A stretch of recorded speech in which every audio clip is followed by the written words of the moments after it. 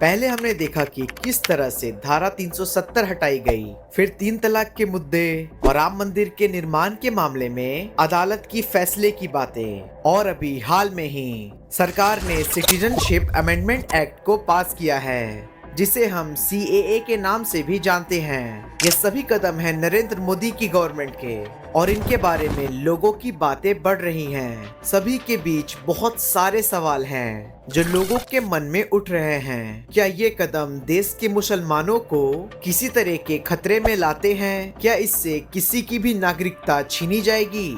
इन सवालों का जवाब जानने के लिए हमें CAA के बारे में समझना जरूरी है। इससे कौन कौन से देश के नागरिकों को भारत में नागरिकता दी जाएगी? क्या यहाँ के नागरिकों को कोई धार्मिक या सांस्कृतिक भेदभाव होगा?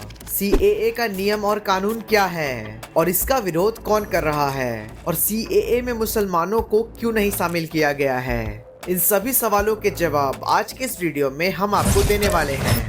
सबसे पहले समझते हैं कि CAA क्या है।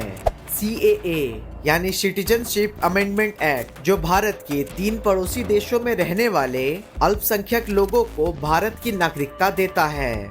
ये अधिनियम 31 दिसंबर 2014 से पहले भारत आने वाले लोगों को भारतीय नागरिकता देता है।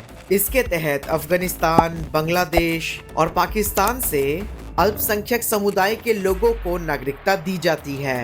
क्या इस विवाद से मुसलमानों को डरना चाहिए? CAA लागू होने से एक बड़ा सवाल उठता है कि क्या इस विवाद से मुस्लिम समुदाय को किसी भी प्रकार का कोई खतरा है? वैसे तो सरकार ने CAA को लागू किया है, जिसमें किसी भी धर्म या फिर समुदाय की नागरिकता को छीना नहीं जाएगा। CAA के तहत सिटीजनशिप को लेकर क्यों नहीं दिया गया मुसलमानों को मौका?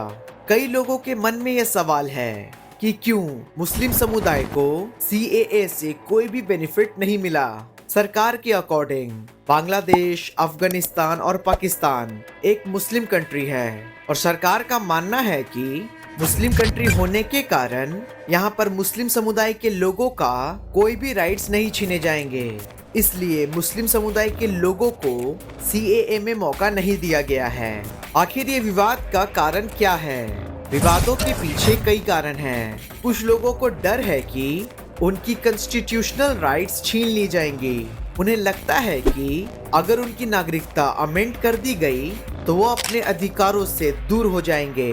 दूसरा, कुछ स्टेट्स में तो कुछ लोग अपनी कल्चरल आइडेंटिटी के खतरे से काफी ज्यादा परेशान हैं, क्योंकि कुछ लोग इसे धार्मिक और सांस्कृतिक भेदभाव का उपाय मानते हैं। अगर हम इस मुद्दे को ग्राउंड लेवल पर देखें तो ये एक रिस्पेक्टफुल कदम है, जो अवैध रूप से रह रहे लोगों को भारत की नागरिकता देता है। हालांकि इसे समाज की स्थिति और संविधान की समानता के प्रिंसिपल्स के साथ मिलाकर देखना चाहिए। इस विवाद को समझने के लिए हमें सभी पक्षों को उनके नजरिए से समझने की जरूरत है, और इसे ध्यान से समझने के बाद ही किसी भी डिसीजन पर पहुंचना चाहिए। अगर आपको ये वीडियो पसंद आया हो तो कृपया इस वीडियो को सब्सक्राइब करें और अपने दोस्तों के साथ शेयर करें, और उन्हें बताएं कि आखिर ये CAA क्या है।